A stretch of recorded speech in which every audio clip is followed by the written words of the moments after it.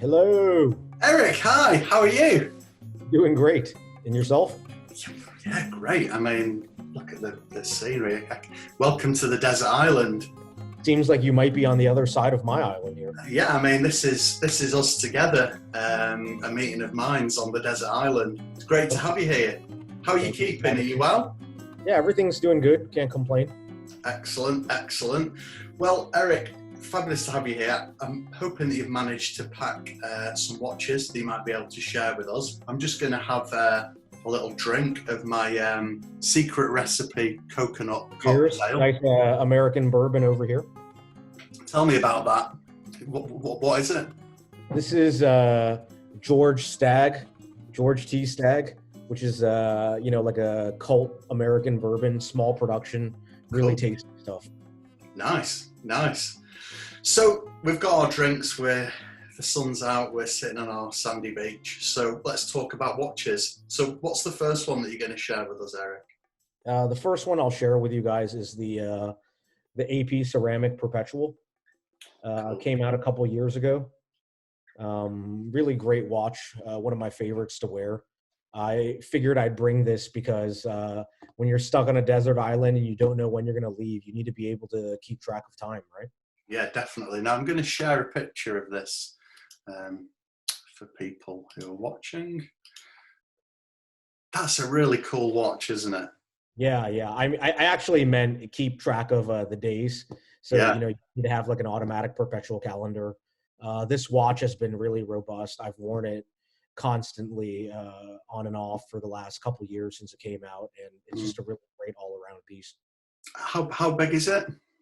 I think it's 41 millimeters. Okay. So I have like smallish wrists, but it fits fine. Great. So it's got the leap year indicator. So it's the full Monty.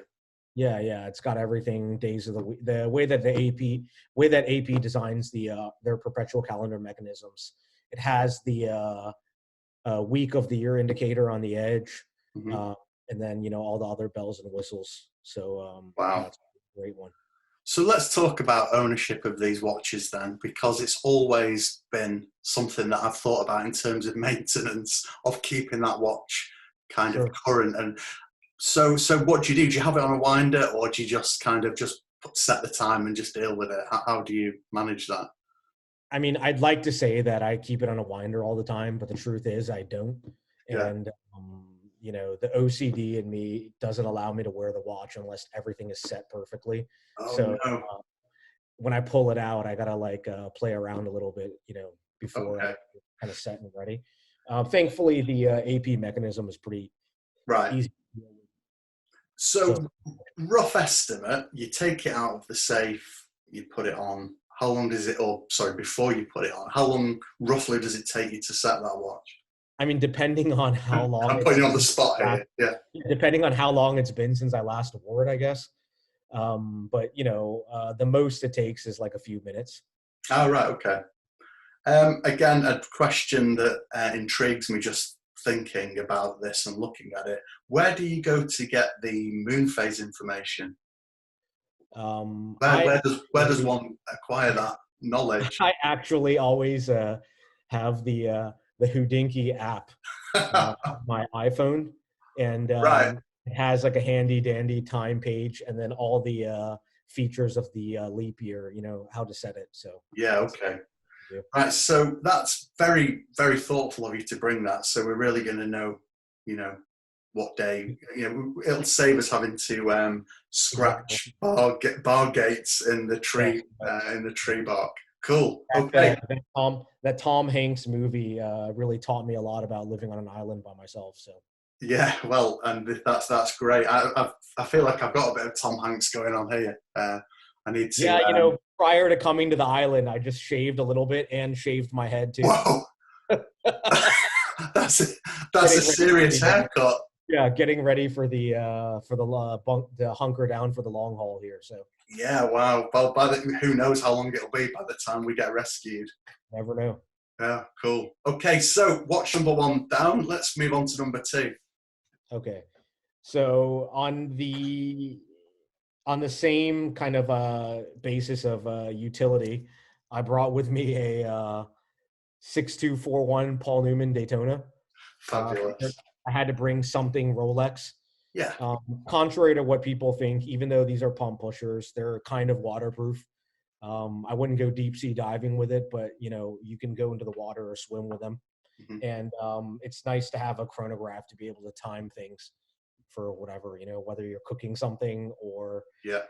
timing your exercise or something.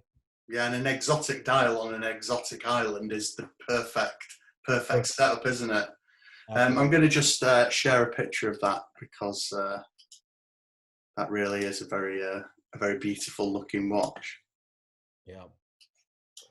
What the Newman is a watch that gets so much press. It's so important in terms of the Daytona world. Is it a watch that you feel as an important collector that you have to have, that every collection should have a Newman? I mean, I wouldn't say that every collection should have one. I think it's an entry point, a high one at that, but it's like an entry point into collecting vintage Rolex for like a lot of people. Mm. Because it's something that they instantly recognize the look, and also the name is instantly identifiable, especially after Paul Newman sale a couple years ago. Yeah, of course. I happen to think it's like a great watch. The size is perfect. Yeah. The color combination, the way it looks, everything about it is like really nice. But I understand how it might not be everybody's cup of tea. But that being said, it is one of the important chronographs, I'd say. Yeah, definitely. Really, would you swim in it? I've actually jumped into a pool with one on my wrist and gotten very nervous, but thankfully nothing happened.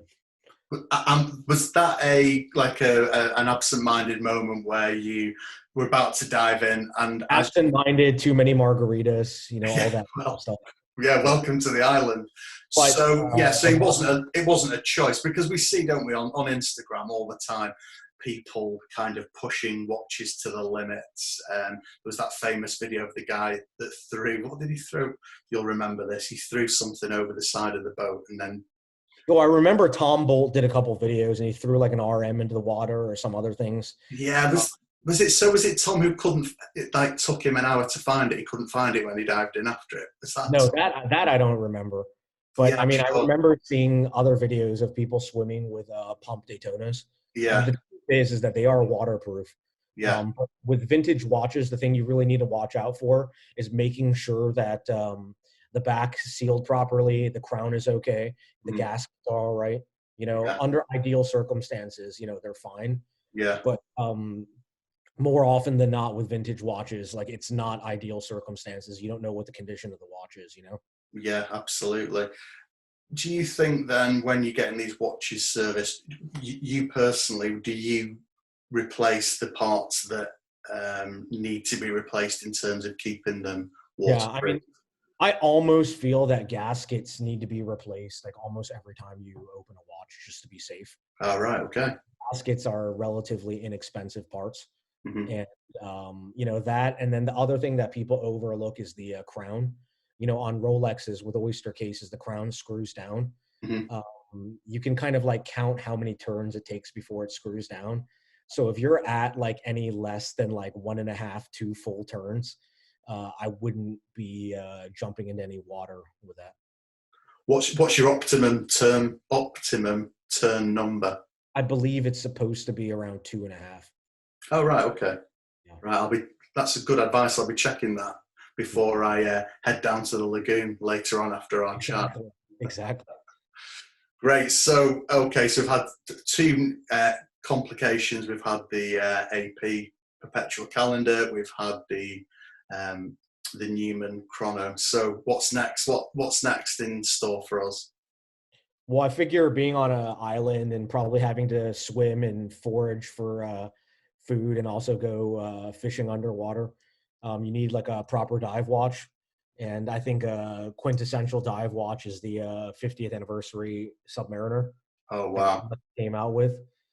You know, this particular example is the Mark One.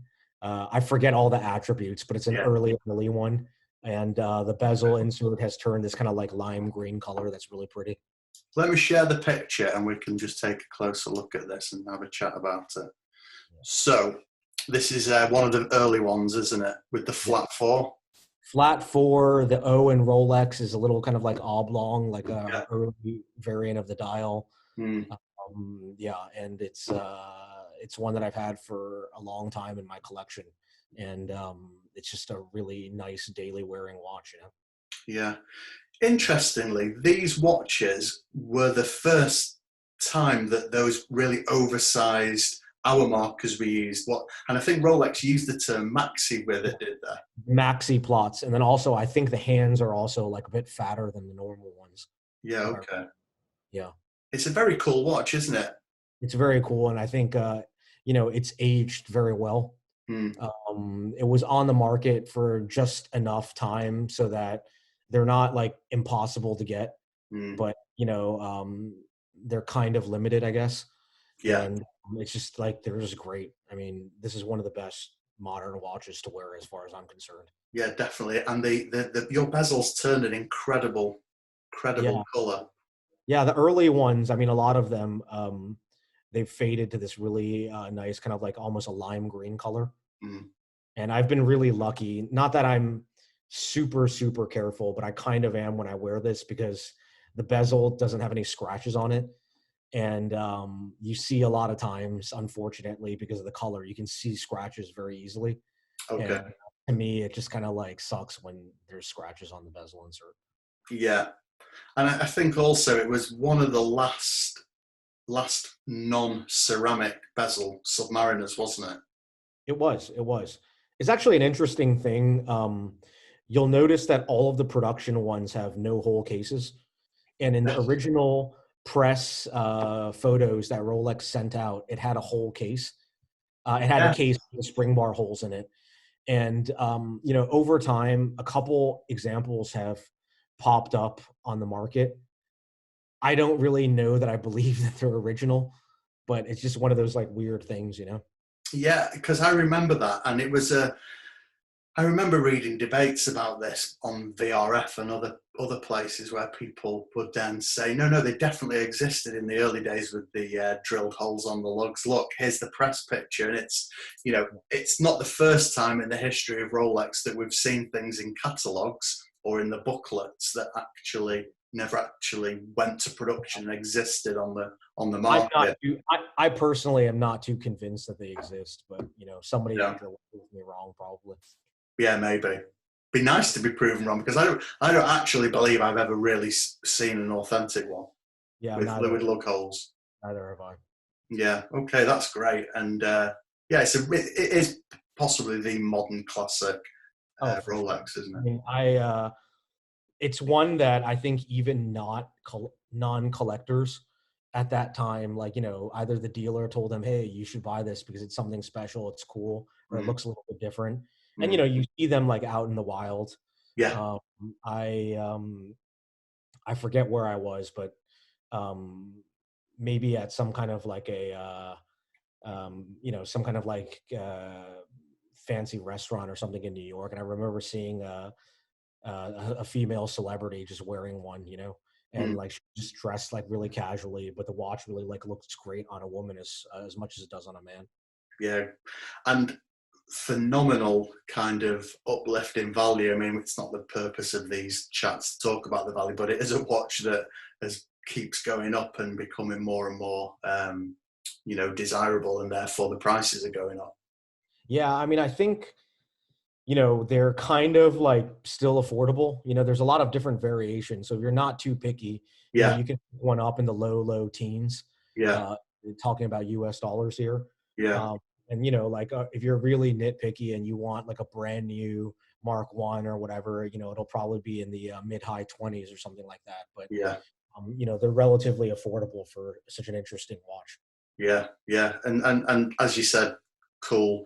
everybody can wear it. It's the thing about this kind of watch to me is its versatility in terms of it looks great with a smart. If you're wearing a suit or a blazer, you can also wear it with jeans and a t-shirt. It's perfect and a great choice, as you say, for our underwater spear fishing expeditions that no doubt we'll be undertaking whilst we're here stuck on the island. And a man's got to eat. Exactly. Cool. Okay, so that's the three. So the fourth and final, let's take a look at that. The fourth one I brought is a little bit of an oddball that I recently acquired. It's a IWC ceramic Flieger chronograph from the 1950s. Excuse me, from the 1990s. Right. And, the reference is 3705. I liked these when they first came out. I was in high school actually, and I was, kind of interested in watches, but I wasn't a collector in any sense of the word. I didn't own any Swiss watches at that time, but it was something that I just thought was interesting because of the black case. It wasn't the first one. I mean, Arado was obviously making ceramic watches for a long time, but it was one of the first kind of more interesting ceramic watches that was made. And, I've always liked it. Had many opportunities to buy one, never bought one. And then finally I bit the bullet and got one recently from a good friend of mine, William Rohr. And, this one just ticks all the boxes for me.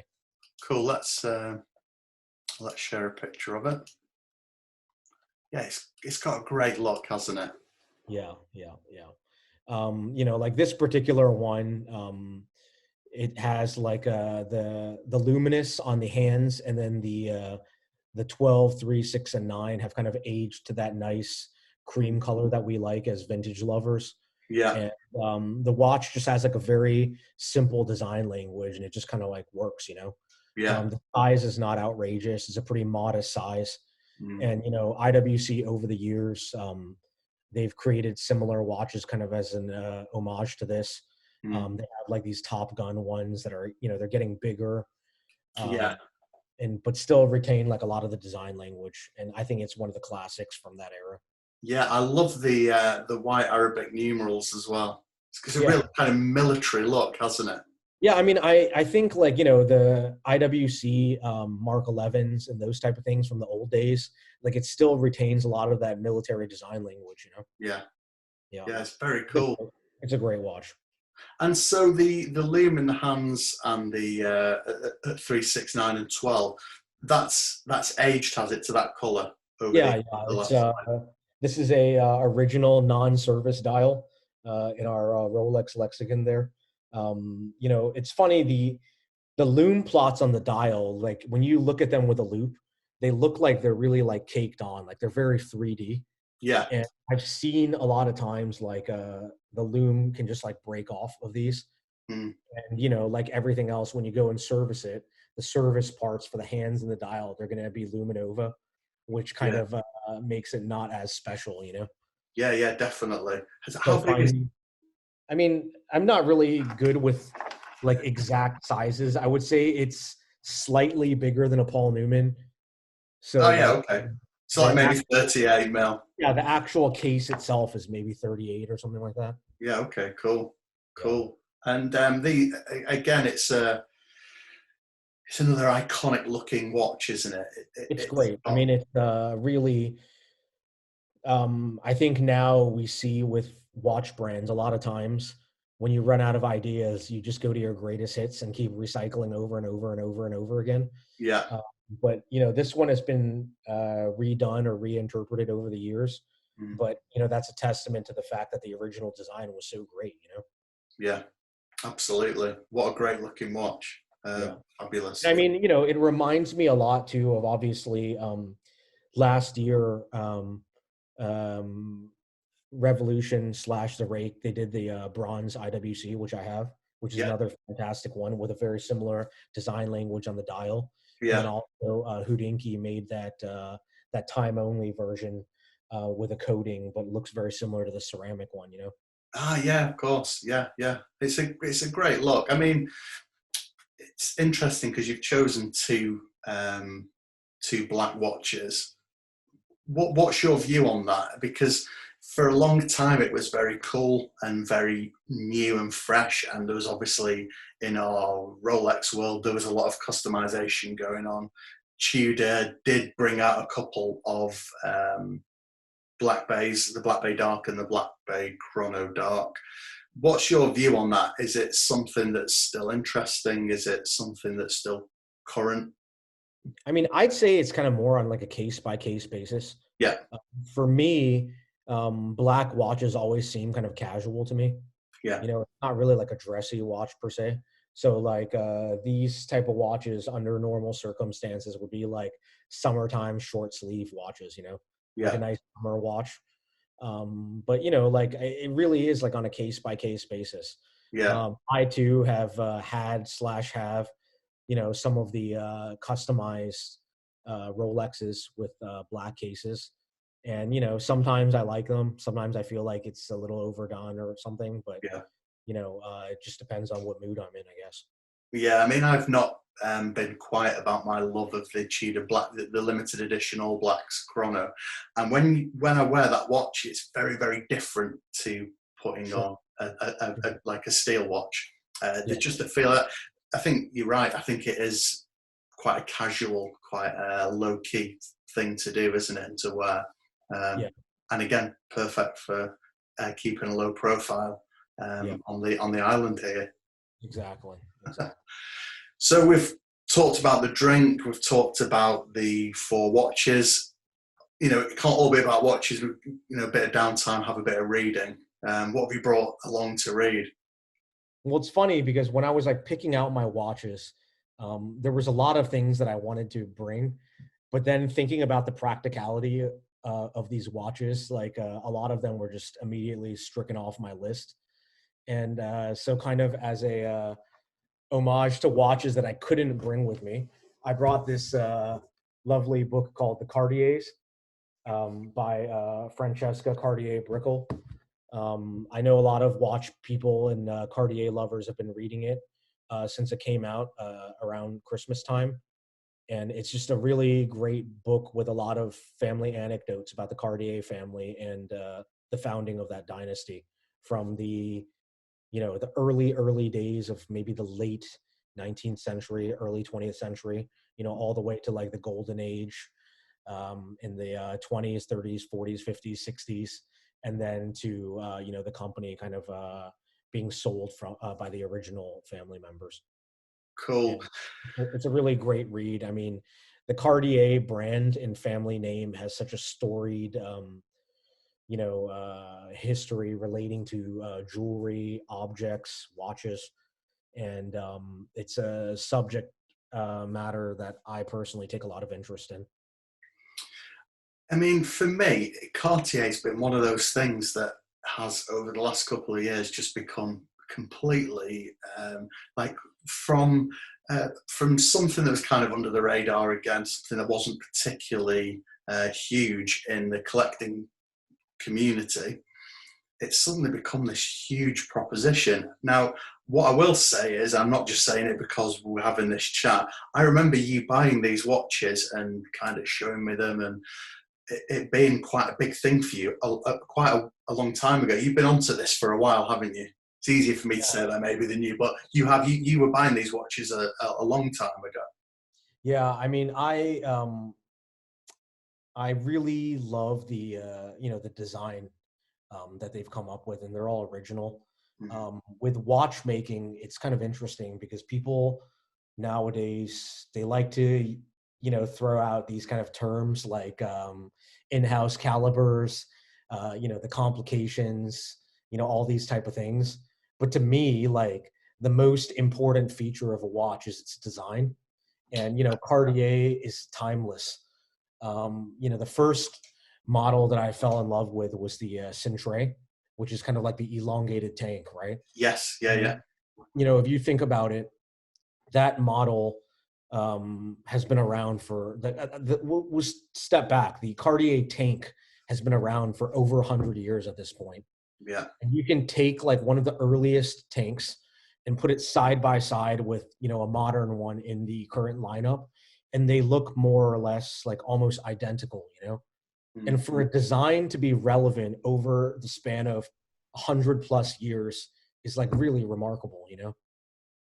It's an iconic thing, isn't it? I mean, it kind Absolutely. of transcends trends and market feel. It just is what it is, and it makes no apologies about it. That's what I love about some of these Cartier watches. Yeah. I I'm, mean, I'm sure.